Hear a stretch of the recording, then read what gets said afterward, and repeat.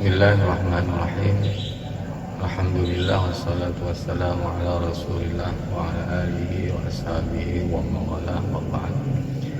Salah satu permasalahan yang sering terjadi di setiap bulan Ramadan itu adalah perselisihan ataupun perdebatan tentang seputar sholat tarawih, di mana sebagian kalangan ahli yang bermadhab Syafi'i itu menjalankan sholat tarawih dengan 20 rakaat, sedangkan sebagian yang lain, misalnya dari kalangan Muhammadiyah, itu menjalankan sholat tarawih dengan 8 rakaat. Sebenarnya perdebatan seperti ini tidak penting dan tidak perlu, karena jika kita telusuri secara fikihnya, hukum asal dari tarawih itu jumlah rakaatnya itu tidak mahdud, tidak tertentu, dibatasi pada jumlah tertentu.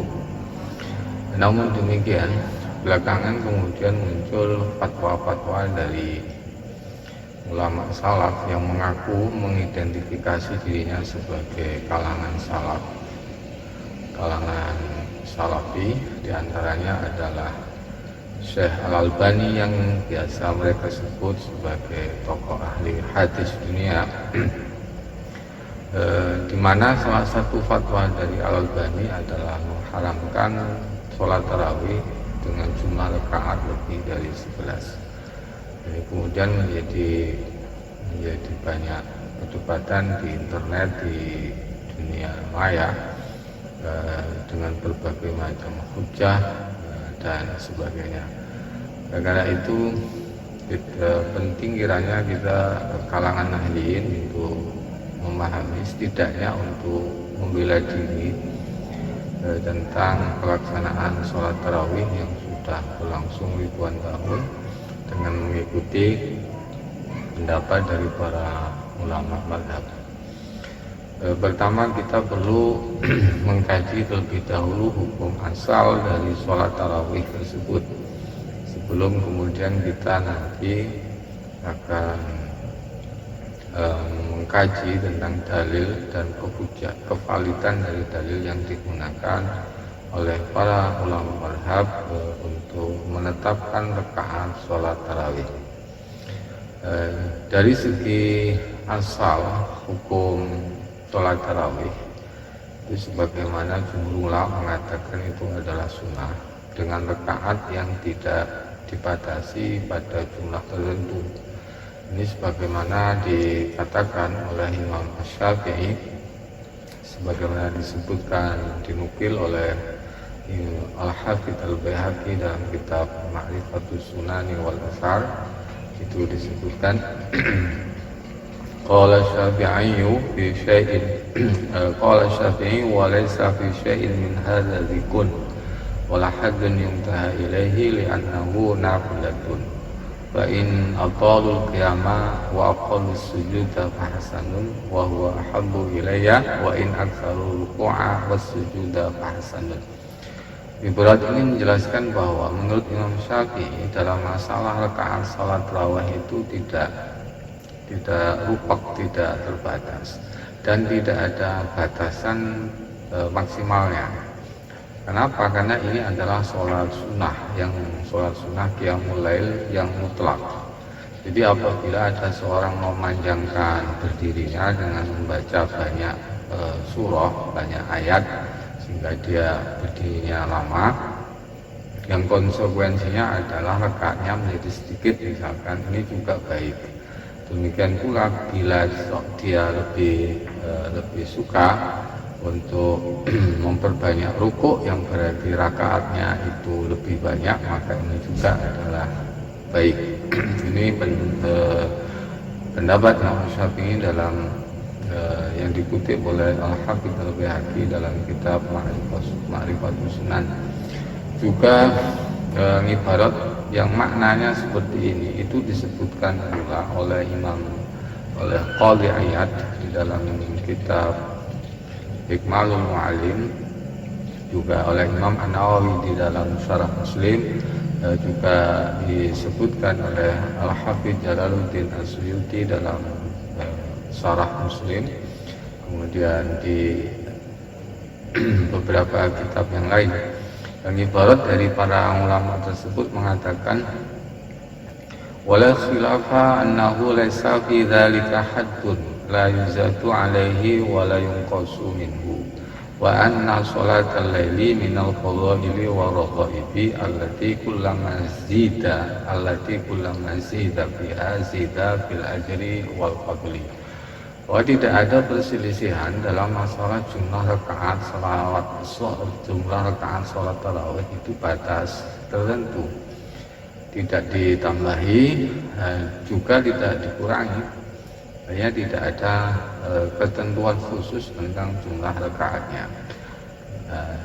Bahwa sholat malam itu merupakan fadilah, sholat yang mengandung banyak fadilah, dan dianjurkan ketika orang itu bertambah menambah rakaatnya, ya maka bertambah pula pahalanya dan keutamaannya. Juga disebutkan oleh Al-Hafidz Al-Iraqi dalam kitabnya Talkhut Tasrif yang bunyi ibaratnya itu mengatakan wa qad ittafaqal ulama'u ala annahu laisa lahu haddun mahsurun. Ulama itu sudah sepakat bahwa tidak ada had, batasan tertentu tentang jumlah rakaat salat tarawih. Demikian pula Al-Hafidz As-Suyuti secara khusus mengarang kitab tentang sholat tarawih. Beliau mengarang kitab namanya Al-Masabih fi Sholat Tarawih. Dalam kitab tersebut Imam Jalaluddin As-Suyuti mengatakan alladzi waradat bihil ahaditsu as-sahihatu wal hisanu al-amru bi qiyami Ramadan wa targhibu fihi min ghairi takhsisin bi adad. Bahwa yang sampai kepada kita riwayat yang sampai kepada kita berupa hadis-hadis yang sahih, hadis-hadis yang hasan adalah perintah untuk melaksanakan qiyamul Ramadan, salat malam pada bulan Ramadan, dan menganjurkan melaksanakannya tanpa ada kekhususan tentang jumlah bilangan rakaat yang dikerjakan. Adapun dalil yang digunakan oleh jumhur ulama mazhab yang mengatakan bahwa jumlah rakaat salat tarawih itu adalah 20 rakaat, itu diantaranya adalah riwayat yang disampaikan, riwayat yang disebutkan oleh Imam Al-Baihaqi, Al-Hafidz Al-Baihaqi dalam kitabnya As-Sunan Al-Kubra di juz 2. Di tepatnya itu di halaman 698.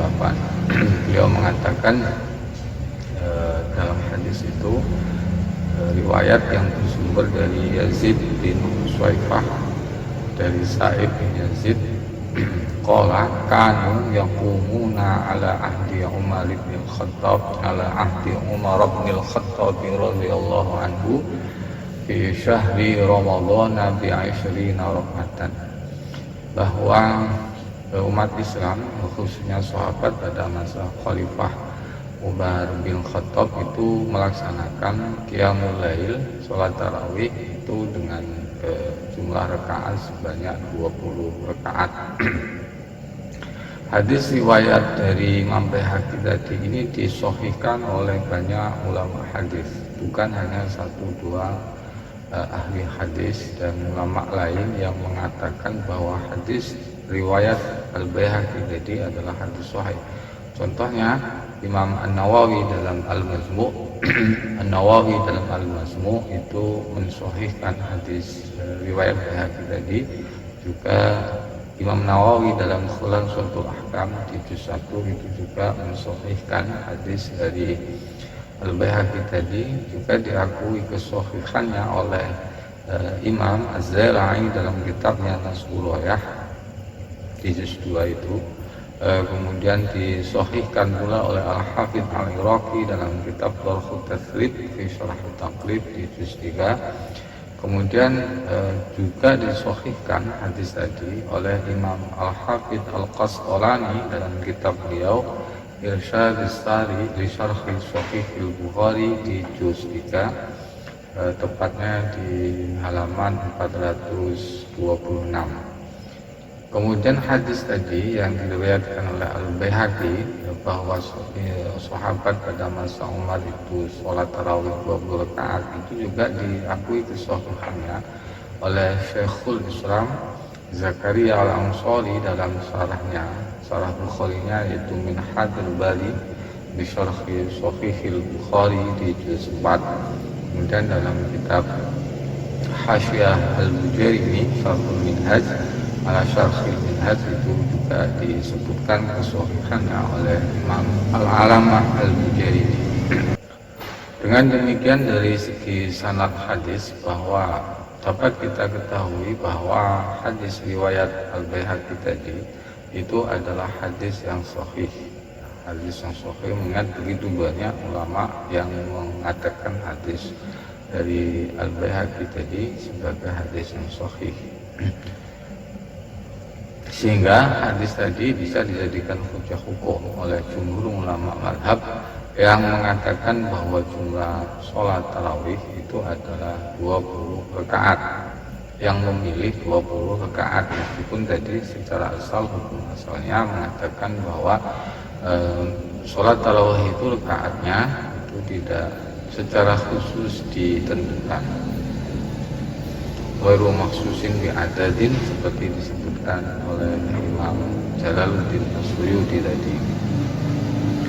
Kemudian ketika hadis itu dari segi sanad itu sudah sahih berdasarkan tasrih dari para ulama ahli hadis, kesahihan hadis dan penerimaan untuk diamalkan itu juga bisa dikaji, bisa dilihat dari bagaimana penerimaan umat Islam oleh penerimaan ulama-ulama dari setiap kurun, dari setiap abad terhadap makna suatu hadis untuk diamalkan. Sebagaimana kita ketahui bahwa hadis dari riwayat Imam Al-Baihaqi tadi itu sudah diterima oleh kalangan ulama salaf mulai dari masa tabi'in,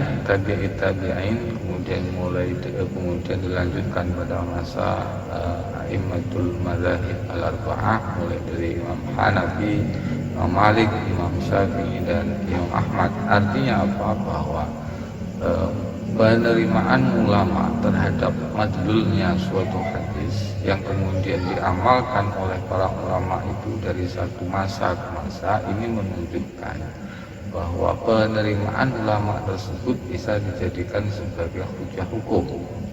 Yang penting bahwa ketika ulama sepakat, bisa dikatakan ulama itu tidak mengingkari makna yang terkandung dalam suatu hadis, dengan sendirinya penerimaan ulama secara luas terhadap makna suatu hadis yang kemudian diamalkan oleh mereka, penerimaan tersebut menjadi hujah hukum.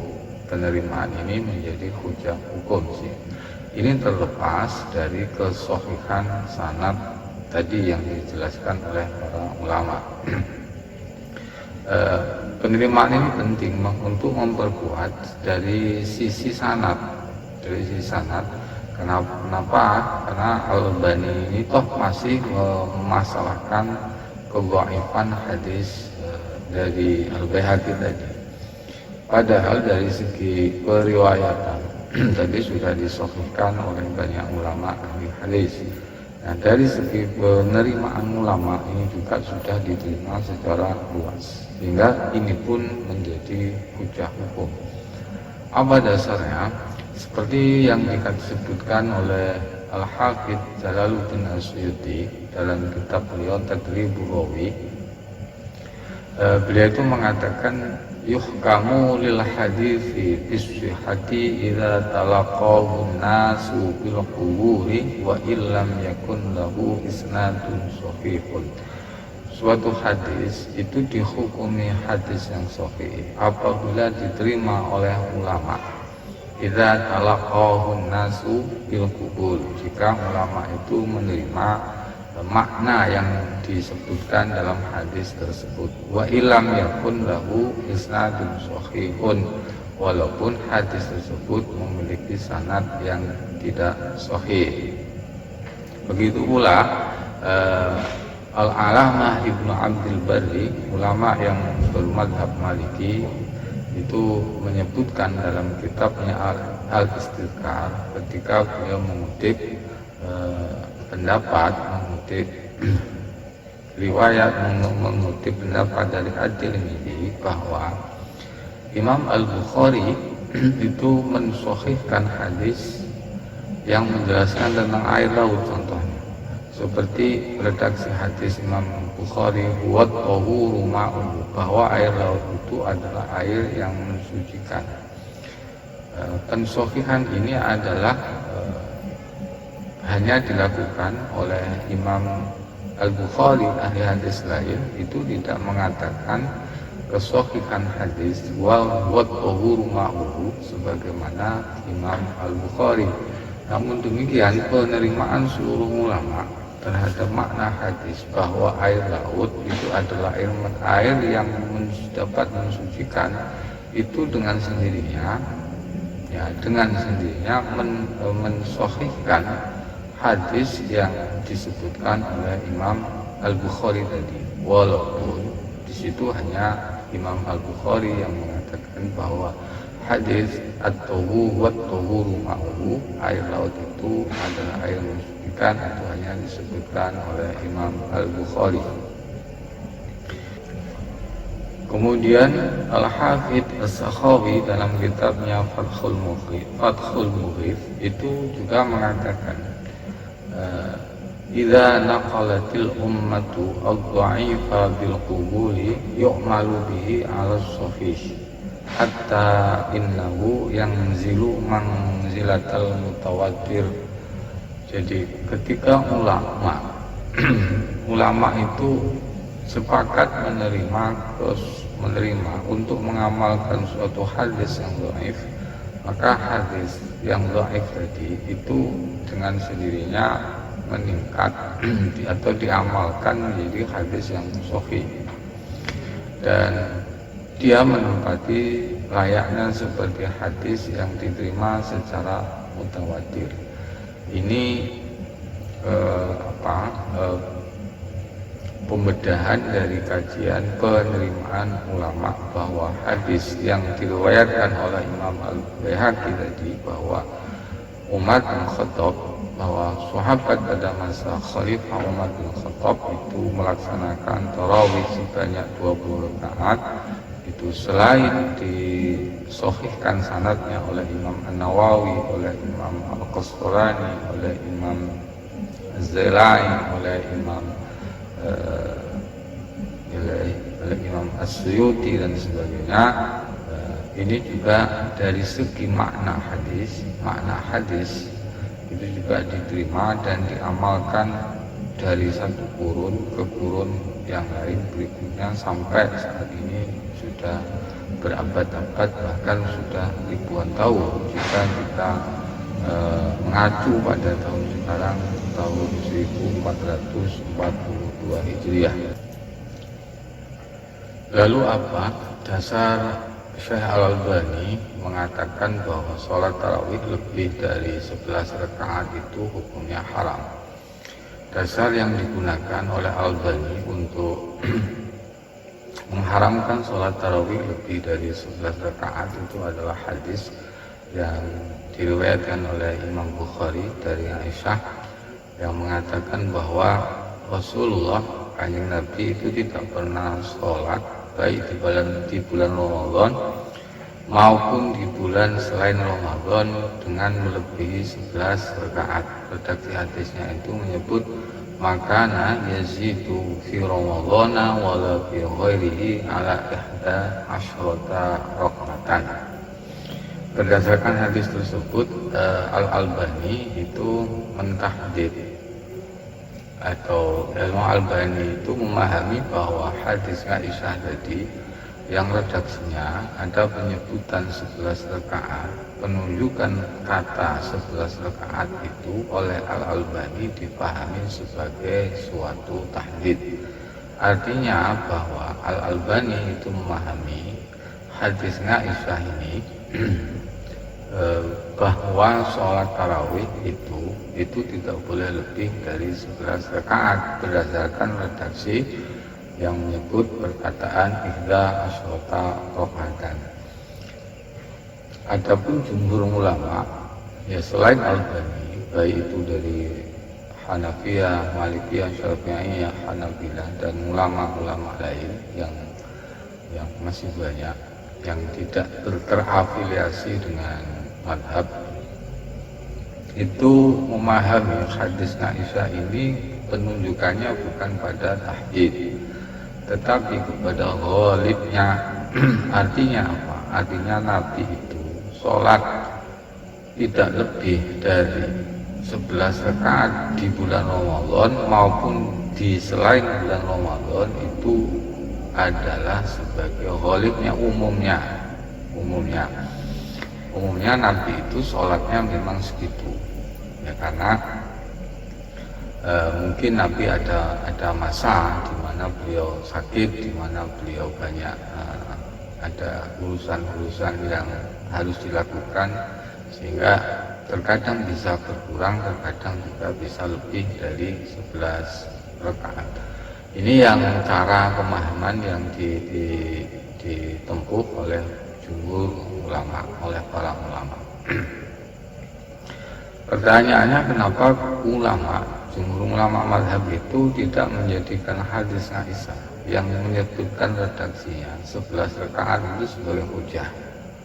Justru kenapa jumhur ulama mazhab itu mengacu atau merujuk kepada hadis dari Al-Baihaqi tadi yang menyebutkan bahwa sahabat pada masa Khalifah Umar bin Khattab itu melaksanakan sholat tarawih 20 rakaat.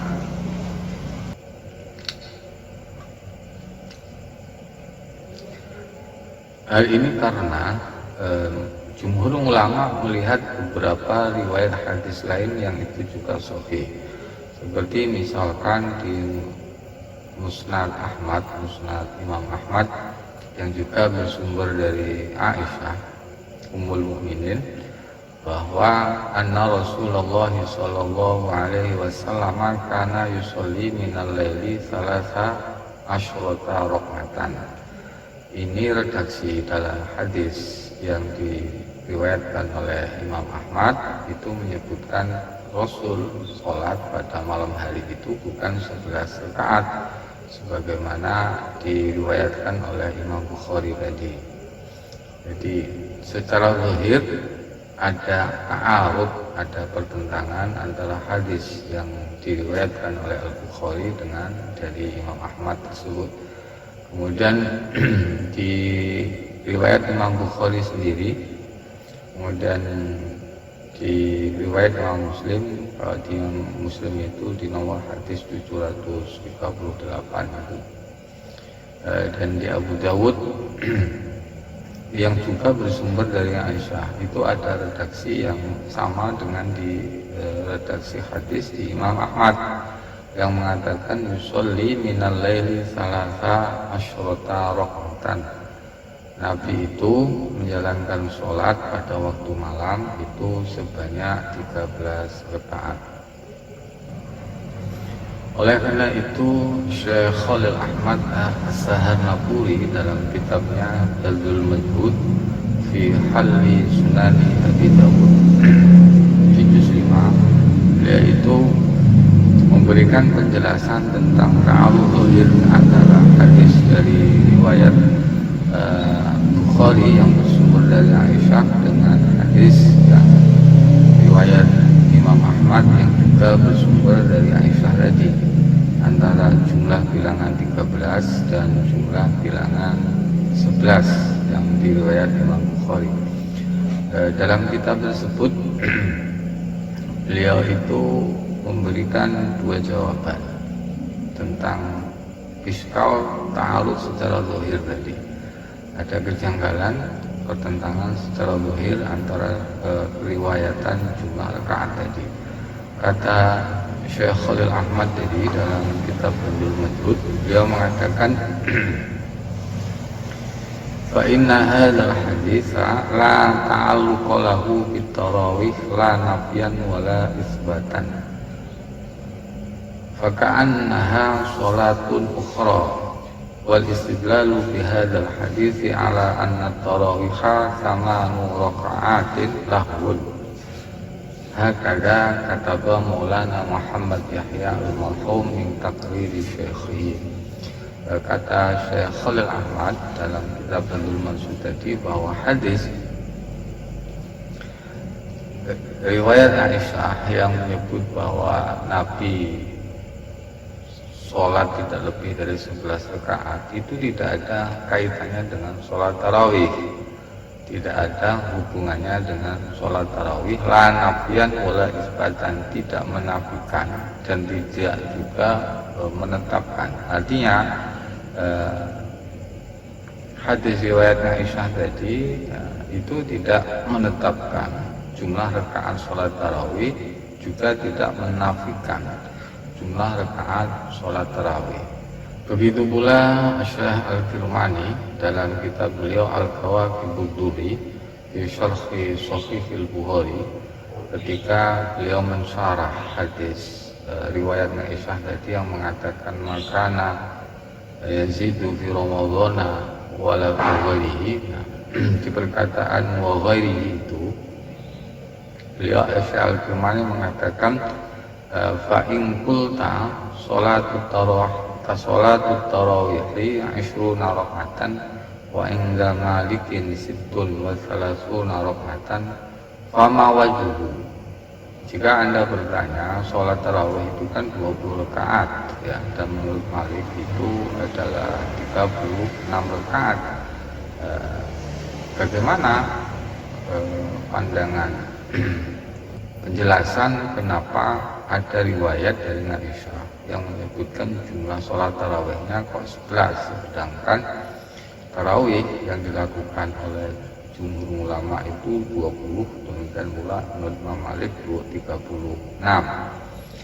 Qultu imma annal murada, ini kata Syekh Al-Kirmani, qultu imma annal murada biha sholatul witri. Ada kalanya yang dimaksud dengan hadis Aisyah dengan redaksi yang menyebut 11 rakaat itu adalah sholat witir, bukan sholat tarawih, sehingga tidak ada ta'arud. Selanjutnya Syekh Al-Kirmani itu mengatakan wa riwayatul musbiti mutaqaddamatun ala riwayatin nafi, bahwa riwayat yang menetapkan jumlah rakaat itu didahulukan dari riwayat yang meniadakan jumlah rakaat. Artinya riwayat yang menyebutkan 20 itu lebih didahulukan dari riwayat yang menafikan rakaat kurang dari 20. Itu perkataan Syekh Al-Kirmani dalam kitab Syarhul Bukhari dalam Al-Kawakibud Durri. Kemudian Al-Alama At-Tufi dalam Syarah Mukhtasarullah dia juga mengatakan qauluhu wal musbitu ay wa yuqaddimu al-khabaru al-musbitu ala nafi, yakni ad-dalu ala subutil hukmi ala al-khabari ad-dali ala nafihi. Kata Al-Alama At-Tufi dalam Syarah Mukhtasarullah dia mengatakan bahwa hadis yang menetapkan dalam konteks ini adalah hadis yang menetapkan jumlah bilangan rakaat itu lebih banyak, yaitu jumlah rakaat 20. Itu didahulukan dari hadis Aisyah, ya riwayat Aisyah tadi yang meniadakan rakaat kurang dari 20. Artinya ada rakaat yang dinafikan oleh riwayat Aisyah yang redaksinya menyebutkan 11 rakaat. Demikianlah pandangan jumhur ulama mazhab kenapa mereka itu menggunakan hadis riwayat Al-Baihaqi, tidak menggunakan riwayat Aisyah Ummul Mukminin. Di persoalannya di sini adalah pada maslak, pada manhaj.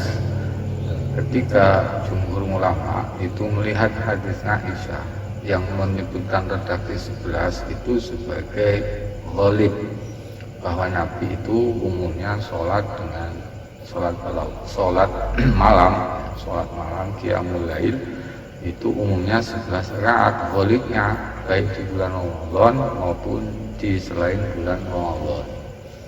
Sedangkan apa yang dipahami oleh Al-Albani dari hadis Aisyah itu adalah mentahdid.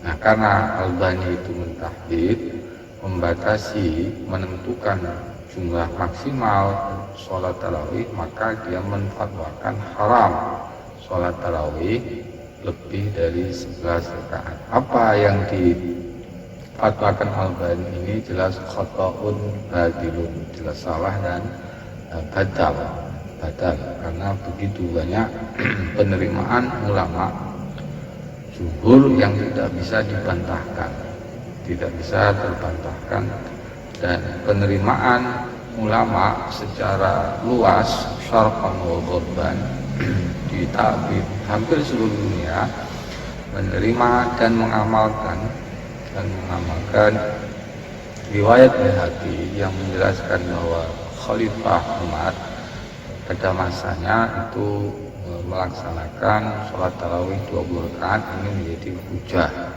Begitu pula sanad, ya, dari segi sanad hadis Baihaqi itu pun sahih, disahihkan oleh banyak ulama hadis.